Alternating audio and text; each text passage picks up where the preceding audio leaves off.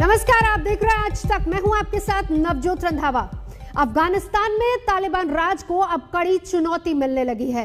स्थानीय लोगों ने बगलान प्रांत में बगावत शुरू कर दी है। लोगों ने तालिबान के कब्जे से 3 जिलों को आजाद करा लिया है और इस भीषण लड़ाई में कई तालिबानी आतंकी भी ढेर हो गए हैं। वहीं अमेरिका ने तालिबान को चेतावनी दे दी है कि अगर फौज पर हमले हुए तो सख्त कार्रवाई होगी।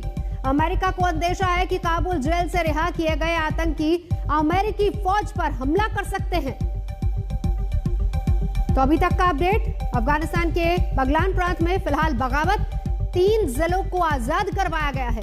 स्थानीय लोगों ने बगावत का बिगुल फूंक दिया है और इस बीच अफगानिस्तान पर अब तालिबान का कब्जा भले ही हुआ हो, लेकिन स्थानीय लोग एकजुट हो गए हैं।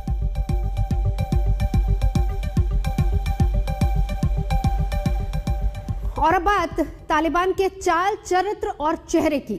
आज हम तालिबानी सोच को परखने की कोशिश करेंगे। आपको तालिबान की ब्रेन मैपिंग वाली रिपोर्ट भी दिखाएंगे। क्या तालिबान को लेकर दुनिया को डरना चाहिए? अगर डरना चाहिए तो उसकी वजह क्या है?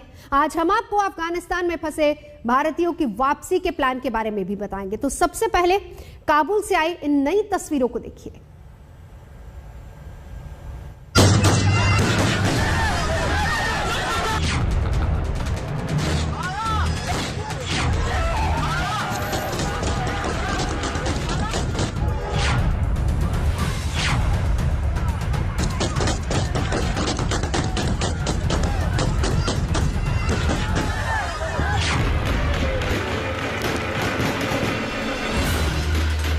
आज हम आपको अफगानिस्तान की हकीकत और तालिबान के धोखे का सच बताएंगे। तालिबान ने भरोसा तो पक्षपात नहीं करने, महिलाओं की आजादी पर पाबंदी नहीं लगाने का दिया है, लेकिन तालिबान के वादे और इरादों में बड़ा फर्क है।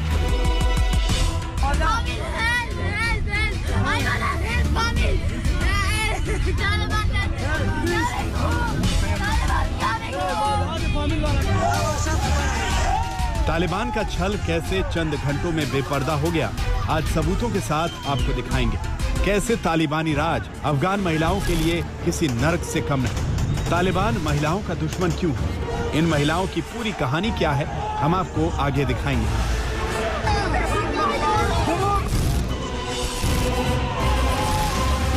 आखिर बंदूक के दम पर लोगों को बेदम करने वाली तालिबानी पॉलिसी क्या है, इसे समझना जरूरी है।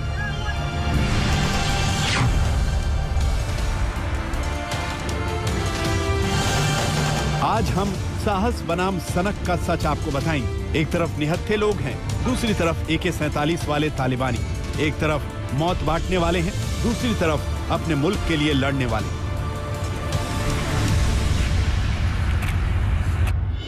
मुल्क एक है, दोनों तस्वीरों में नागरिक भी अफगानिस्तान के हैं, लेकिन दोनों का मकसद अलग है। इस जंग में कौन जीतेगा, कौन हारेगा, पूरी दुनिया के जहन में आज की तारीख में यही सवाल घूम रहा है।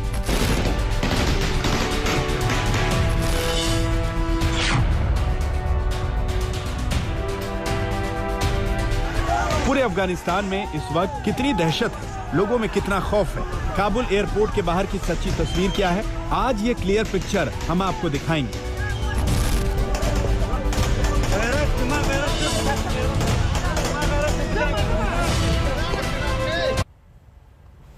तो तालिबान की कथनी और करनी में भारी फर्क है और वो छवि गढ़ने के लिए नर्म रास्ते का दिखावा तो कर रहा है, दूसरी तरफ बंदूकों के जोर पर सत्ता का रास्ता भी पकड़ रहा है। कुछ ऐसी तस्वीरें गवाह हैं जहां पर तालिबानी जुल्म इंतहा की हद पार कर चुका है।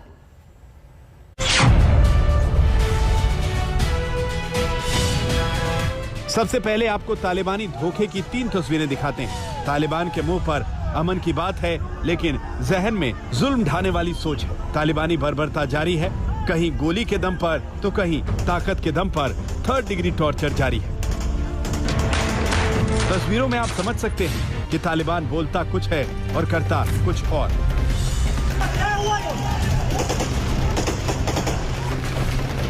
तालिबानी खतरा सिर्फ अफगानिस्तान तक सीमित नहीं, क्योंकि अब तालिबान के पास एयरफोर्स है, लड़ाकू विमान है, अत्याधुनिक हथियार है, यानी जंगी बेड़ा तालिबान के हाथ लग चुका है।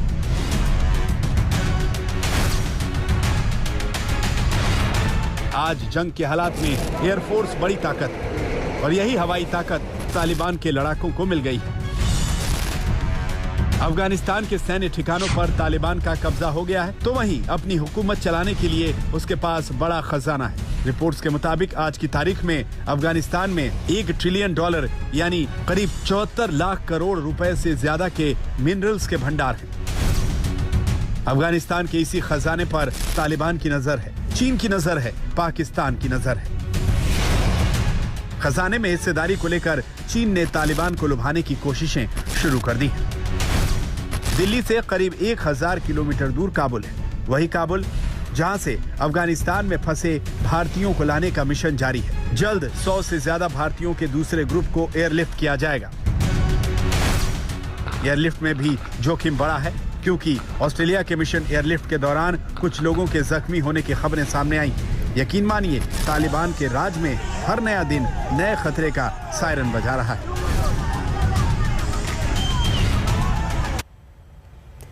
अफगानिस्तान में तालिबान कब्जे के बाद 4 दिन के भीतर ही अमेरिकी राष्ट्रपति जो बाइडेन ने दूसरी बार देश को संबोधित किया। अफगानिस्तान से अपने लोगों को लाने के मिशन को सबसे खतरनाक मिशन बताते हुए जो बाइडेन ने तालिबान को चेतावनी दी है कि अगर अमेरिकी फौज पर किसी तरह का हमला हुआ या फिर एयरपोर्ट पर ऑपरेशन में कोई बाधा पहुंचाई गई तो इससे तुरंत सख्ती से निपटा जाएगा। We made clear to the Taliban that any attack on our forces or disruption of our operations at the airport will be met with swift and forceful response. We're also keeping a close watch on any potential terrorist threat at or around the airport, including from the ISIS affiliates in Afghanistan who were released from prison when the prisons were emptied. और इस बीच Britain के प्रधानमंत्री Boris Johnson ने अलग ही राग अलापा है। Johnson ने कहा है कि अगर जरूरत पड़ी तो तालिबान के साथ काम करेंगे। What I want to assure people is that our political and diplomatic efforts to find a solution for Afghanistan, working with the Taliban, of course, if necessary, will go on, and our commitment to Afghanistan is lasting. Kabul airport जहाजों की गरज के बजाय चीख पुकार से गूंज रहा है। लोग मुल्क छोड़ने के लिए जमा हुए हैं, लेकिन कभी अमेरिकी फौज फायरिंग कर रही है तो कभी तालिबानी जिंदगी के दुश्मन बन बैठे हैं। काबुल एयरपोर्ट के बाहर से आज तक की ग्राउंड रिपोर्ट हम आपको दिखाते हैं।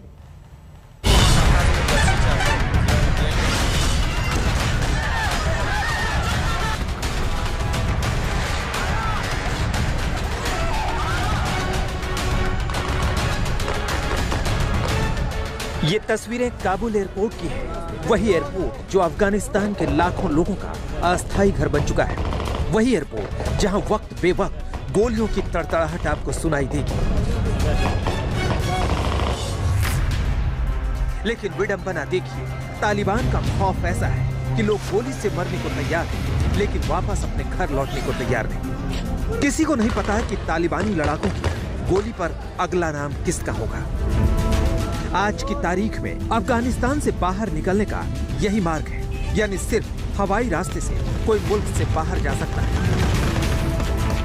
पूरी दुनिया ने इन लोगों को अपने हाल पर छोड़ दिया है। इनकी जिंदगी अब सिर्फ उम्मीदों पर टिकी हुई है। उम्मीद ये कि एयरपोर्ट के अंदर जाने का मौका मिलेगा और तालिबान से बच जाएंगे। आखिर इस डर की वजह भी समझिए।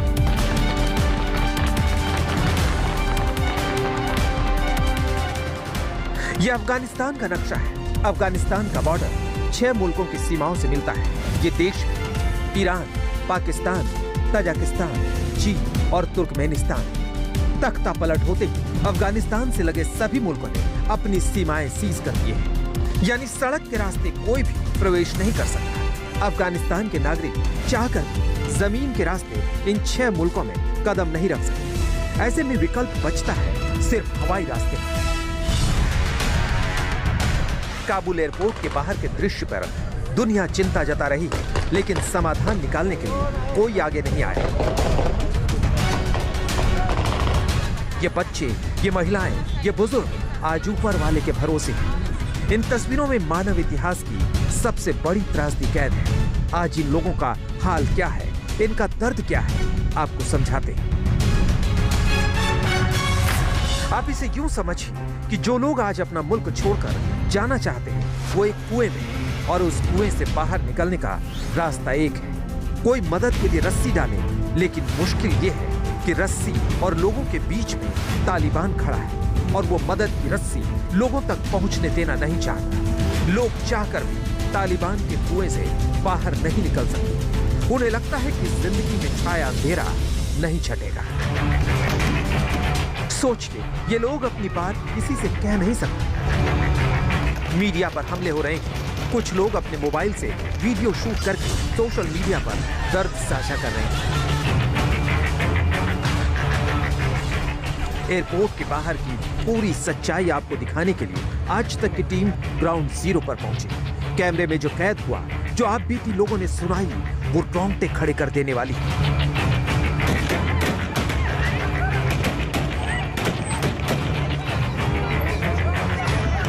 आप देख सकते हैं कि काबुल एयरपोर्ट के बाहर लोगों की भीड़ है। यहाँ पर कई ऐसे लोग हैं जो अपने छोटे छोटे बच्चों के साथ कई दिनों से बैठे हुए हैं।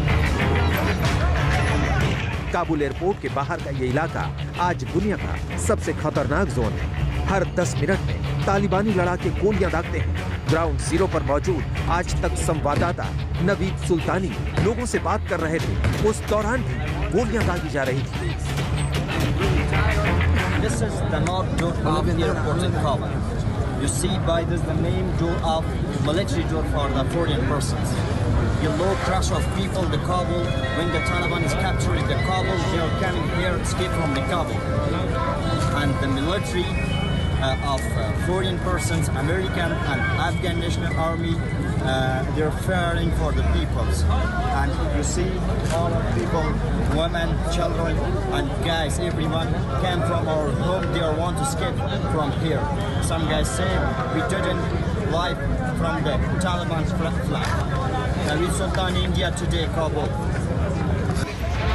नवीद सुल्तानी ने एयरपोर्ट के बाहर मौजूद महिलाओं से बात की। उन लोगों का साफ कहना था कि वो वापस नहीं जाएंगे। Look here, these two guys are brother. They are 4 months as a years, and she is his mother, and she came here in front of the Kabul National Airport, and this family they want to travel from Afghanistan to other countries. Taliban का खौफ ऐसा है कि लोग अपने छोटे छोटे बच्चों को अमेरिकी सैनिकों को सौंप दे रहे हैं, इस उम्मीद में कि वो जिंदा बच जाए। काबुल एयरपोर्ट पर अमेरिकी सैनिकों के आगे जिंदगी की भीख मांगती अफगान बेटियों की गुहार भी सुनाई थी। आज पूरी दुनिया अफगानिस्तान के जख्मों को देख रही है, लेकिन दवा कोई देने को तैयार नहीं। नवीद सुल्तानी, काबुल, आज तक। तालिबानी नियत और नीति में जमीन आसमान का फर्क है। 2 दशक पहले का तालिबान और आज का तालिबान, क्या फर्क है? और ये आतंकी संगठन कैसे दुनिया के लिए एक बड़ा खतरा बनकर सबको डरा रहा है, ये भी आपको समझाते हैं।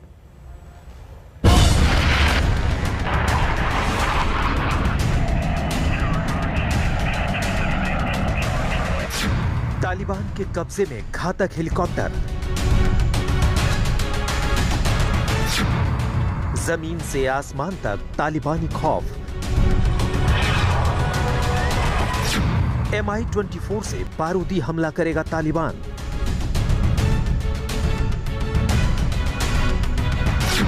सावधान, तालिबान का हवाई बेड़ा तैयार।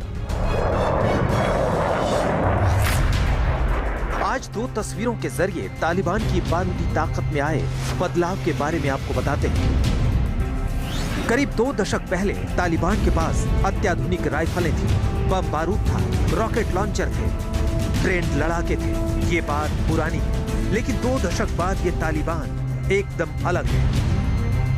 किसी मुल्क की सैन्य ताकत जैसी शक्ति तालिबान ने हासिल कर ली है। आज तालिबान के पास हवाई हमला करने का पूरा बेड़ा है, तो जमीन पर युद्ध लड़ने के लिए टैंक से लेकर तोप तक मौजूद है। सरल शब्दों में समझें तो आज का तालिबान पुराने दौर के तालिबान से बहुत अलग है। इसे आप कुछ पॉइंट से समझ सकते हैं। नंबर 1, दुनिया के घातक फाइटर प्लेन। नंबर 2, अत्याधुनिक टैंक और तोप। नंबर 3, सैन्य युद्ध लड़ने की शक्ति। नंबर 4, अमेरिकी हथियार का जखीरा। आप सोचिए, कल तक जिस हेलीकॉप्टर और बख्तरबंद गाड़ियों से अमेरिका तालिबान की कमर तोड़ रहा था, तालिबान के टॉप कमांडरों को उनके अंजाम तक पहुंचा रहा था, अब तस्वीर 360 डिग्री बदल गई है। मुल्क वही है, लेकिन अब हथियार का मालिकाना हक बदल गया है। जो हथियार अमेरिकी और अफगानी सेना के हाथों में हुआ करते थे, अब वही तालिबान के कब्जे में है। अफगानिस्तान का हवाई बेड़ा अब तालिबान के हाथों में आ गया, जिसने इस संगठन को पहले से ज्यादा शक्तिशाली बना दिया। अफगानिस्तान पर कब्जा जमाने के बाद तालिबान के पास दुनिया के अत्याधुनिक और घातक हेलीकॉप्टर और फाइटर मिल गए हैं। रिपोर्ट्स के मुताबिक तालिबान के जखीरे में शामिल एयरक्राफ्ट्स में 3 दर्जन से ज्यादा अमेरिकी UH-60 Black Hawk, MI-24 attack choppers हैं, MI-817 ट्रांसपोर्ट प्लेन है, तो A-21 सुपर टुकान लाइट फाइटर्स भी हैं। अमेरिका के स्कैन ईगल ड्रोन भी तालिबान के पास है। आज की तारीख में एयरफोर्स किसी भी मुल्क के डिफेंस और अटैक दोनों के लिए सबसे बड़ा हथियार है। ऐसे में तालिबान के हाथ दुनिया के खतरनाक फाइटर लगने से खतरा बढ़ गया है। आप ये समझिए कि अब कुछ दिनों में आपको तालिबान एयरफोर्स नाम ही सुनाई देगा। अमेरिका की खुफिया रिपोर्ट के मुताबिक US हमवी समेत 2000 सैन्य वाहन तालिबान के हाथ लगे हैं। बंदूक की बात करें तो मैदान छोड़कर भागते वक्त अफगान सेना ने गोला बारूद का बड़ा जखीरा छोड़ा था। चाहे रूसी टैंक T-55 से लेकर T-62 टैंक हो या फिर अमेरिकी टैंक M1117, ये सब अब तालिबान के कब्जे में है। आपने तालिबानी सोच को देखा। भारत में भी कुछ लोग तालिबान की तुलना भारत से कर रहे हैं। मशहूर शायर मुनव्वर राणा के बयान के बाद विवाद खड़ा हो गया। हमने उनसे बात की। मुनव्वर राणा साहब, चर्चा तो होगी, लेकिन बवाल इस बात को लेकर हो गया है कि आपने कहा है कि तालिबान से ज्यादा हथियार तो हिंदुस्तान में माफियाओं के पास हैं। कैसे जस्टिफाई कीजिएगा आप अपने इस बयान को? हाँ, ये मैंने कहा नहीं, मैंने ये बात मैंने कही, लेकिन इसको इतना सीरियसली नहीं लेना चाहिए। इसलिए कि तालिबान एक जंगली कौम है, हिंदुस्तान एक शहर है, एक मुल्क है। अगर यहाँ 10-20 भी निकले तो वो भी बुरी बात है। इसलिए मैंने इसको तंज के तौर पे कहा था। मैंने कोई मुकाबला नहीं किया था कि अफगानिस्तान से ज्यादा हिंदुस्तान में है, और हिंदुस्तान में कितने हैं कितने नहीं है इसके रिकॉर्ड तो पुलिस के पास होंगे, या मुमकिन है आप भी जानती हो। तो इसका कोई ये मकसद नहीं था ये कहना, और ये ऐसी कोई बड़ी बात भी नहीं थी इसकी, ना इस मैटर पे चर्चा हो रहा था। ये तो मैंने शायराना मिजाज के तौर पर मैंने ये बात कही थी कि हथियार तो यहाँ हमारे मुल्क में भी भरे हुए हैं। आप इस देश में कहते हैं कि अल्पसंख्यक खतरे में है, अल्पसंख्यकों को डर लग रहा है। आप हमेशा कहते हैं कि वो सुरक्षित नहीं है। नहीं जी राणा साहब, नहीं, ऐसा हमने नहीं कहा, कभी नहीं कहा। आपको एक रिकॉर्ड नहीं दिखा सकती हैं सुरक्षित या हिंदुस्तान में अल्पसंख्यक का मतलब होता है गरीब।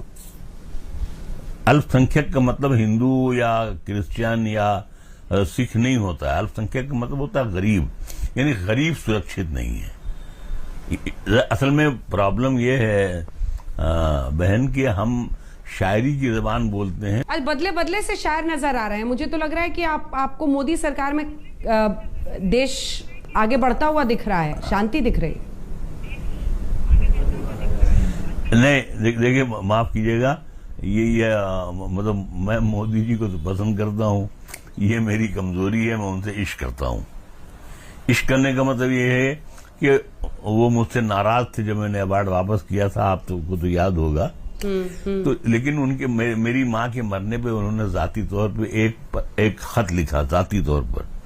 तो मैं अपने अंदर से बहुत शर्मिंदा हुआ और मैला हुआ कि मतलब जाहिर सी बात है मेरी कोई हैसियत नहीं है, मैं कोई ऐसा बड़ा आदमी भी नहीं हूँ, बड़ा शायर भी नहीं हूँ, लेकिन उन्होंने मेरी माँ के मरने पर मुझे खत लिखा। तो मैं उनसे फिर जब मैं मिलने गया तो मैंने ये पहला उनका मैंने कहा कि सर, मैं सिर्फ इसलिए हाजिर हुआ हूँ कि आपने जब मेरी माँ के मरने पर मुझे खत लिखा तो मैं शर्मिंदा हुआ कि मुझे आपने बुलाया था उस वक्त अपने पीएस के जरिए, जब मैंने वापस किया था मैं नहीं आ पाया था। रुकेंगे एक ब्रेक के लिए। आज तक पर खबरों का सिलसिला जारी है, देखते रहिए आज तक। आज तक